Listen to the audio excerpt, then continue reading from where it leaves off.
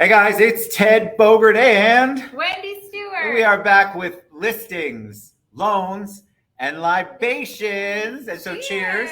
Cheers. I had to say that 3 times. We're very excited to be back and be live. We had a little bit of a delay last week or the week before. We had some challenges, but we are back and we're here to impart our quote unquote wisdom on you. I'm going to talk about loans, so pull up a chair and pop some popcorn. That should be exciting for anybody who's here. But yeah, we wanted to do this show. It was actually Wendy's idea. I have to give her all the credit. Talk about loan programs, which can be really boring. But give you fun, well, because we all have fun. Because you better go fact check whatever Ted said.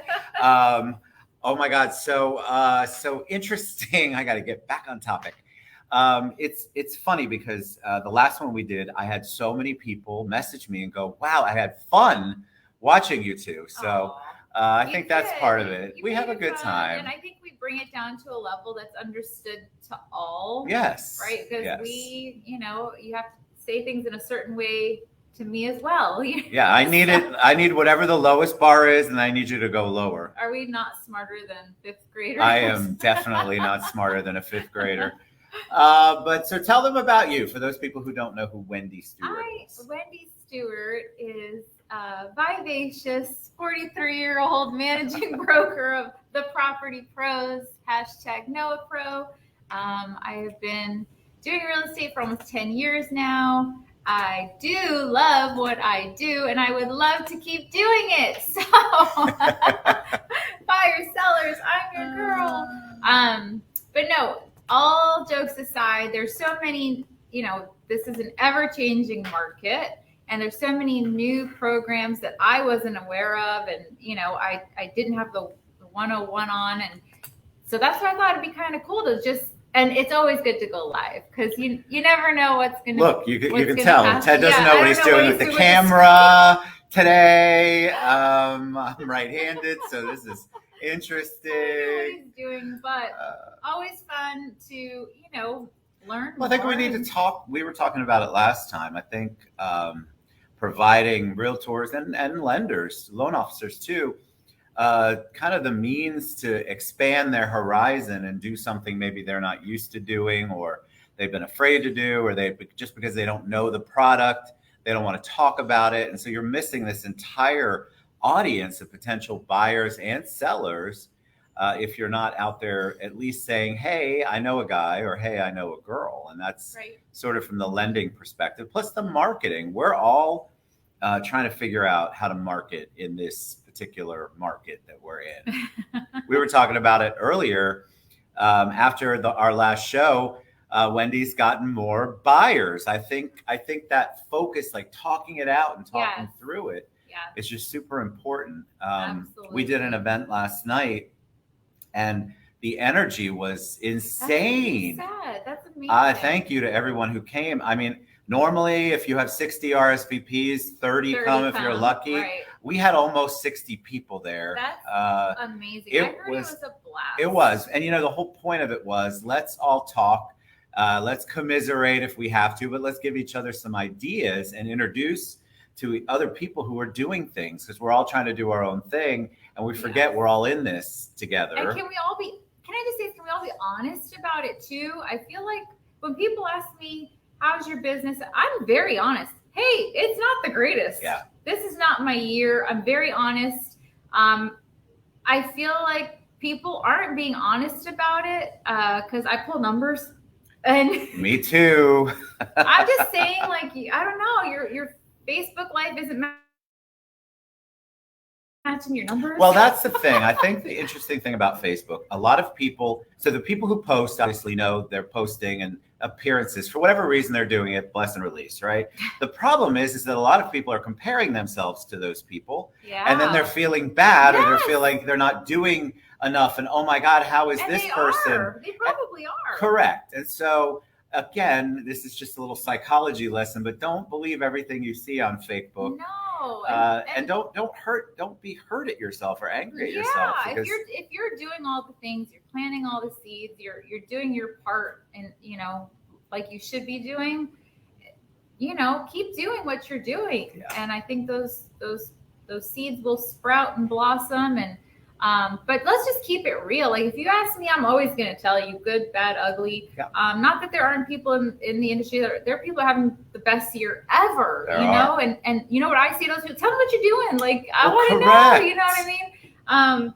Because if it was me and I was having my best year ever, I would certainly share what I was doing. So I don't know. I think your event yesterday, people were keeping it real, Very and much that's so. why everyone was just it was a good vibe, good energy. Because when you're surrounded by people and you realize, crap, I'm not the only one struggling. Right. You kind of feel good. You feel better. Because Yes, misery loves company. it does. But I have to give kudos. Shout out to the sponsors who were Anthony DeNova, Park Avenue Title, Tammy Birchler with Home Warranty of America, and John Tankersley with Get Home Insurance Now. Awesome. And of course, us at Homelandia. We just wanted to do an event, and kudos to Anthony. It was his idea of just let's all get together. No agenda, no presentations, not a whole bunch of, there was nothing on the tables except a lot of drinks and food. And we really just wanted to have a good time because I think we all could use it. But what happened from there is a couple of drinks in, and you start to realize, wow, I'm not by myself in this crazy market. I love that because, like I said, we just got to keep it real. Everybody in every profession has good days and bad days, and good months and bad months. And so I think the more we keep it real, and and the activity, we were talking about activity with your buyers. You had a spike in that, and I feel like the activity is there. Like I'm getting a lot. It's just the loans, from my perspective, are taking longer than I'm used to close. Are they? So are we back to like 45 days? Yeah. I mean, I hate to say that because then everybody's going to go, oh my God, Ted can't close in less. And that's not true. We've closed in much less. Yeah. But the reality of it is that it's not an easy buyer market. The experienced investors is easier, but like first time home buyers who are finally dipping their toe out and they don't have any kind of preconceived crazy notions about 2% and 3% interest rates. They're not as prepared. Yeah. They have an apartment that they're paying an exorbitant amount of money for, but maybe they haven't saved. Maybe they've let their credit go. So because it's taking hard longer. To save it is hard to save. Everything is so gosh darn expensive. We talked about this the other day. I know I was talking about it with my friends, and we're like, I went to Chick-fil-A the other day, and I'm like, when did Chick-fil-A turn out to be like $70? It's insane for four of us. Like it is insane, right? So it's hard for people to save. I really feel for people, and I see this commercial. I don't know if you've seen it, Ted. It says like the housing crisis doesn't have the face that you think it would have, and they show teachers and they show nurses and they're all in this housing crisis because things are expensive. I don't know.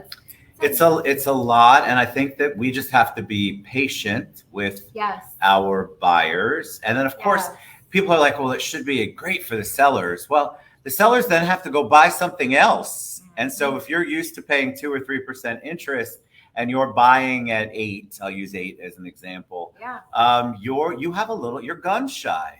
And so we just have to realize that it's just taking a little bit longer to get people prepped.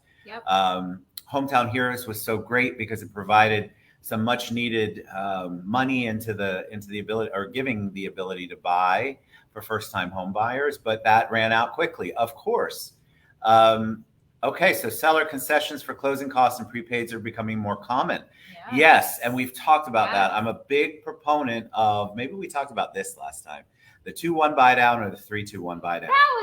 That was it. You just made me change the whole thing. We were going to talk about 1% programs. We'll do that next time. But that is a great point. So seller concessions, don't forget that buy down option is such a beautiful option. Get with a mortgage broker that knows and understands the 2-1 buy down or the 3-2-1 buy down. It's a great way for sellers to give concessions that will attract more buyers because it's an interest rate reduction for 2 years or 3 years. So much so you guys are helping my first time home buyers from South Florida, and John's helping them out. John's awesome. And they are like, Wendy, we can actually, with this buy down, we can actually get into the house that we want. Correct. And we know that we'll have options later on, and we just want to get into the house. Right now they're spending a lot of money in South Florida, right, on rent. So it's like they're so excited about this program. It allows them to be homeowners. And Correct. And there's benefits that come with homeownership. There's tax benefits. There's A so ton. Yeah. So you're paying in a mortgage. Wouldn't it be nice to pay your own? Yes. That's the whole little thing. Yeah. All right. So what let's sell our concessions. So we're going to talk about investors, which investors, there's a lot of new ones, but there's still a ton of seasoned ones that are doing a lot of business in our beautiful state of Florida. But investors, we have a DSCR loan. And I just want to talk a little bit about that. And if y'all have questions during the show, great. If not, you can ask me later. But a DSCR loan is debt service coverage ratio. So basically, that loan is looking at the income, the rental income on the property rather than the borrower's income. So think about that. We're looking at what kind of rent, either historically or from comps, that particular project or property will bring in. And what's great about it is the down payments aren't as big as you would think. Right. It's not. A lot of times people think that because I do hard money too, but the hard money obviously is a little bit of a higher down payment. But the down payments on these can start as low as 10%, depending on the qualifications. But this is a great way for you, my realtor friends, right, to go out and go, I have an investor program, and expand your base. If all you've ever focused on is your particular database, and which is going to be hard because you probably got them all into homes at 2% and 3%. Correct. Now you need to figure out how to get out there, how to broaden that horizon. Go after investors. There's a ton of investor groups that meet locally. Say, how do we do that, Ted? CFRI is one. They've been around forever. CFRI.net. You can also join a lot of the Facebook groups that are truly good and investor centric. You join those and you get a ton of ideas. But going to events where investors like to go, getting outside of your comfort zone. I'm attending a physician and attorney event on Thursday. So there's some disposable income there. They're investors. So think outside the box. Just because your database doesn't include a ton of investors, you have to go out and maybe network differently and think about, you can also get from your favorite title company absentee owner lists. Yes. And go after the absentee owners, do a nice postcard. I'd be happy to help you with that. Do a nice postcard with your title company, because that's how you expand, especially in this market. It's very hard just to simply rely only on what you've always done, because the market is unique. And so that's just my 2 cents. But that DSCR, is great. That is some great. God, did I impart some wisdom? You really Are y'all did. fact checking me? Because you might want to. I'm about to join some groups and go to some networking events really with attorneys good. and doctors. You should. And that event still has tickets, I think. I don't know if Ali McCarroll will kill me, but reach out to me and I'll send you the link. Think outside of the box. Think of things that you can do that aren't what you're doing right now, because if you're like the rest of it, what you've always done isn't necessarily paying the bills like it used to pay. So you have to figure out a different way. You mean it's not matching your Facebook life? Yes, it's not matching that life. I love MMI, such a great tool, and I don't know what you use to look up, but I do look up mainly because I think it's important to kind of know where people are coming from, and you can never base it just on what's put on social media. I have a friend that follows social media and really beats herself up because that can happen. But it's rampant. Done it is, because like you see, I do, like I'll look at people and I'm like, I see people doing content day and and I'm like, what? It's just me and my like what we're doing. Exactly. Like what's content? Like I don't do any of that. Maybe I should. But like you look at these content days and these reels and stuff, and it's all polished and pristine, and they're in front of these luxurious homes, and I'm like, gosh, like what am I doing wrong? But then it's not real. No, and I think some people I understand there's certain levels, right? So if you're trying to attract a high-end buyer, you're probably going to want to put a little bit more money into a $1 million or Of higher, course, or whatever yes, your threshold is. I get that. But I think most people respond to real better. Yes. It's always and been. That's what I've always tried to do. Just keep it real. Like, if this is what it is. But it can get so fuzzy when you start looking at. You do. And I see some of those people at events, and it's fascinating because when they have a drink or two, it gets real. Last night got real. There are some people that were at the event last night that I would say are super great on their social media. But that is just an image that they're trying to portray to attract a certain buyer or seller. Yeah. But in reality, they're struggling like the rest of us. So I just want to encourage you all not to compare yourselves on social media. Such a great tip for everyone, and not just about business, like everything, right? Sometimes you can. Wow, this is turning into something else. But sometimes doesn't it always? Sometimes even just like being a parent. Yes. Or a good daughter, or I don't know. Like, I mean, of course, if you tune into Wendy's page, it's all romantic Chad and Wendy pictures, but that's real. That wasn't always the case. That's correct. And when it wasn't the case, I'd post about it sucks out here. Yeah. The dating pool is full of pee. I don't know how y'all do. We do a whole show on dating. Yeah, I don't know how y'all do that. Remember, we would talk about it, the dating apps. And I've always tried to keep it the good, the bad, and the ugly. Whatever it is, I always try to keep it how it is. Agreed. So yeah, we want to encourage you. If there are things that you want us to talk about on future shows next week, I guess we'll do. To be about apparently not. We'll talk about the 1% Down program, which is actually a really cool program. I'd like to go into that a little more. But if you have a topic that you want us to talk about, we'd be happy to. Would love to. I mean, I think it's just important for everybody to know, like. Last night was just a testimony to how much that human connection is needed when everybody is going through the same thing, and we're all trying to find our way and figure it out. And so join your organizations, pick one or two that are good for you or you think are good, or certainly ask me, because I'll tell you the truth about the organizations and the people. But it would be good for you to just expand a little bit, and don't have that mindset, oh, that's a realtor group, that's not going to do any good for me. Let me tell you, it was filled with realtors last night, and I think it did everybody there. It was good for the heart and soul. My broker went, Anthony, and he tells it like it is, and he said that was a really good event. And he went on his own. Leslie met up. Yeah, Leslie came. And they said it was really good. He said much needed. He loved every second of it. I don't think he wanted to leave. I don't know if y'all had to kick him out. No, we did not. I don't know. He probably was there after I left. But he said it was a much needed, great event. And that's sort of why we do the show too, because we wanted to show you guys that even in the craziness, that we've got ideas. I was talking to a realtor this morning, and I said, I know she was telling me she's struggling.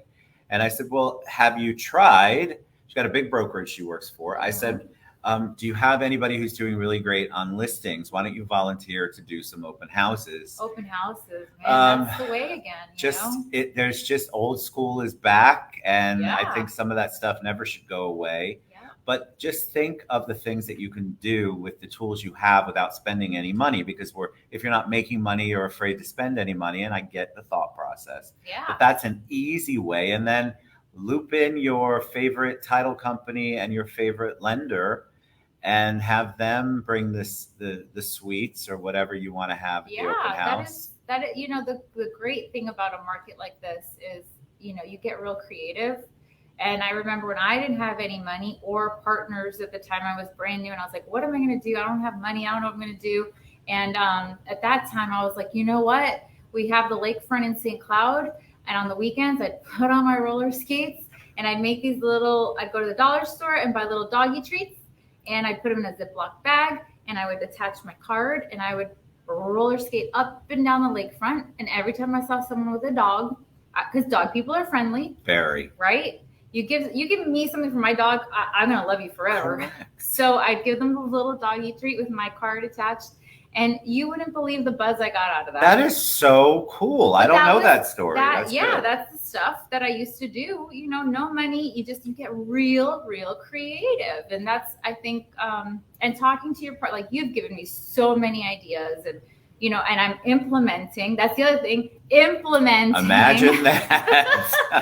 So, and now look, we've got some stuff going on with some new awesome. buyers. And so be vulnerable. That's good. Vulnerable. Yeah, I think it's so important. That kind of stuff is, it works. And so you also want to, like, she loves dogs, right? I love animals too. Think about that. Think about your personal interests as well. Yeah. And think about the things that you like. Roller skating, I hope there's video of that because I can't picture that for some reason. I used to be good at it. Oh my God, I have no balance. So I needed that push cart one.